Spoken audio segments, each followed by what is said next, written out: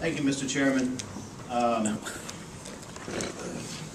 I want to start by thanking the chairman, the committee, and the president for the manner that we've been allowed to present these additional budget reductions. Senator Pipkin and I, as you know from the joint hearing that we had, worked quite a bit on that. I want to appreciate the DLS, or make our expression of thanks to the DLS staff also for working with us, and John will be here in case we get some questions that he feels he needs to step in on. I think it's safe to assume that our bill started as a launching point with the governor's budget bill and the BRFA that was introduced. We recognize there'll be some adjustments to all of that, but then what we are attempting to do is go further to state realistically that yes, we can, if we have the intestinal fortitude and the guts to do so in here, we can make legitimate spending reductions and bring the state's budget into balance in the near term. It's not to say it won't be easy. It's not to say that there won't be some pain shared across the state. We know that. But at the same time, this is a good faith effort to place all the ideas on the table. When you look at the bill, you'll see there are 37 sections. And our discussion is not about how we got here, but it is entirely about where we go from here. The two key goals of our budget plan are taken from the DLS report, where they indicate that we want to make significant progress this year. Senator Brinkley, we're looking for your bill. Hold your bill up for the other bill. You have testimony. So we can follow you. Testimony?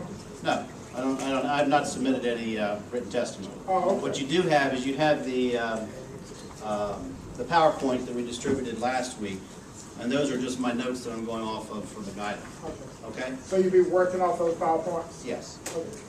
Okay. Our goal here is to make significant progress this year in addressing the underlying imbalance between state revenues and spending. The second aspect to that is to avoid significant tax increases in future years by laying the groundwork to bring state spending in line with existing revenues over a multi-year period.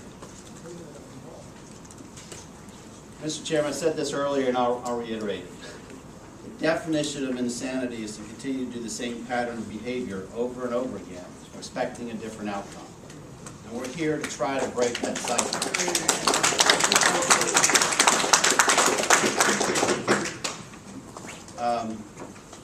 Everything's on the table, and by putting all things on the table, we hope that we address that. The cornerstone of our plan, which might be buried in the first 7 pages that you'll see in the bill, are basically to eliminate the built-in spending increases that we in the legislature have adopted. And all of us have been supportive of some of those programmatic increases. Those of us in the budget committees have complained about this, but this proposal attempts to do something about it. Yes, we do call for the counties to share in some of the budget solution. And were I a county commissioner or council member or anything, I wouldn't be happy with it either. I admit that. The fact is, we're here to try to get beyond parochialism and regionalism and address the state's problem. And the state's problem, we have to remember, is being paid with other people's money, OPM. The fact is, local aid is breaking the state's finances back. Current pension funding is unsustainable. It has gone up at the rate of 15%. Senator Brinkley, Yes. to the members, we do have fiscal notes on Senator Brinkley's desk. It's, I think Tim is passing out, but you should have it someplace. It should be in the book, Mr. Chairman. It's in the book. Okay, go ahead. And my office received it as we were wrapping up session at about 11:30. So we've been through it, and I know that members are going to have to take some time to read through it too. And it's very good and informative. Current pension funding is unsustainable.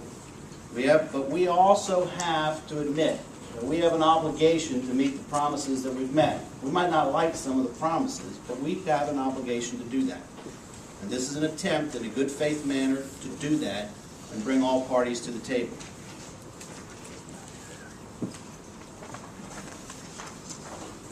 Yes, we address education, because education has been protected through the previous turn down in the economy and up to today.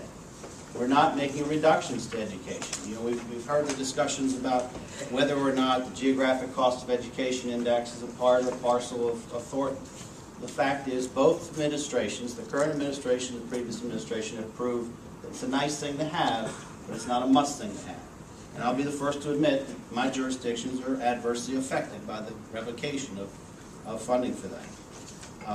There are certain government reforms that DLS has recommended to us and that we think that are manageable.